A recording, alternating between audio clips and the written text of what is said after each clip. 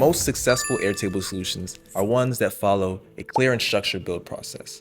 Let me show you the framework that we use to build out every single one of our solutions in the form of our 4-step launch checklist for Airtable Builders. We're going to be going through every single phase of how we build our solutions. And at the end of the video, there'll be a special bonus that will allow you to kickstart your build process in a fraction of the time using one of our templates. So without further ado, let's jump right into the checklist. First step, configuring your data, is about setting up the database, defining the structure of your core tables, setting up your key relationships, understanding exactly what fields need to be on every single one of our tables, and then building out a way for us to start entering data into the system using forms. So by configuring our data, we start to create a framework and a skeleton for what workflow information that we need in order to move our work through our pipeline. So we're going to design intake forms, and then we're going to create test records to start creating a more realistic example and test environment for us to validate that our solution works the way we want it to. So configuring our data is where it starts. The second step is to start designing our views. So we have a data structure in place. By the end of step 1, you'll have your database with some tables and some fields and a form. The goal of step 2 is to start creating interactive ways beyond just the form for us to enter data, interact with data, and move our work, again, through the pipeline efficiently. We're going to be setting up intake views so that when records come directly from our form, we have a place to start triaging them and assigning them to different parts of our organization. We also want to create work planning views that will allow us to take the requests that are coming through our system and assign them, distribute them, prioritize them. Perhaps we'll reject them back for more information. We also want to create team calendars that allow us to share chronological information about what's going on over time throughout our team. And we want to build out views that will allow us to assign and execute tasks. So that's the day-to-day checklist of, how do we get our work done and who's doing what.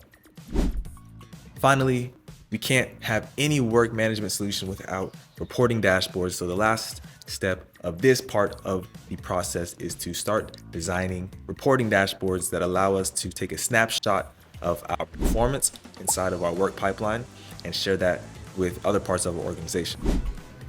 So step 2, designing views, is all about creating interactive ways for us to move our data and manage our data. Step 3, building automations. This is where our system starts to seriously create scale for us and create efficiencies for us. Liftoff will start in T-minus 10 seconds. So there are 1,000,001 different automations that you could build out, depending on how creative you want to get with your solution. But we always recommend looking at 3 automations. 1, implementing reminder workflows. That's giving you alerts when certain work is about to become due or become overdue. Also automating status updates, making sure that, if a project changed status, we get an email sent to maybe that project lead or to a manager.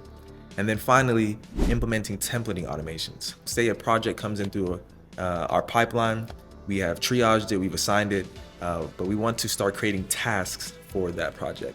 And we know that our projects are always structured using the same list of tasks. Well, in this stage, we would start building out the automations so that when a project that's, for example, a video, and we always know that there's going to be 10 tasks for our videographer to do. We want to create a template so that we can simply click a button, all those tasks will be created and assigned to our different team members. So once we have decided upon and implemented our automations, we want to test them so that we know our system works as it should. But that will conclude step 3 of building our automations and will lead us into the 4th and final step, which is to train our team.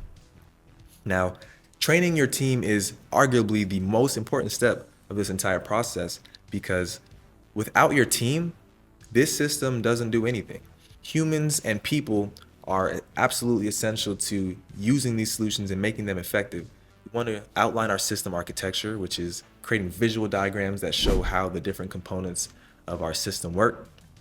We want to develop written user guides, and we want to record training videos so that people always have a repository of information they can always go back to be able to learn how the system works. And then finally, we want to build out a training interface within our Airtable solution so that we can share all of this documentation that we're going to be creating in an easy manner that is right within the context of the solution that they are going to be trained on. So that is the last step, training your team, making sure everyone feels empowered and excited about using the solution that you built.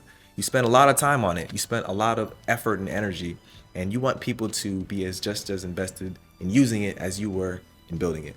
If you want to take these principles and you want to kickstart and jumpstart your build process, we absolutely recommend downloading our project tracker template that follows all the principles that we discussed in this video to give you a kickstart and a jumpstart on your build process so that you can essentially shortcut your time to success without having to spend the weeks and months that we had to spend to build out these solutions the first time we did it. So we want you to learn faster, learn more efficiently than we did so that your solutions can be even more impactful than they were before.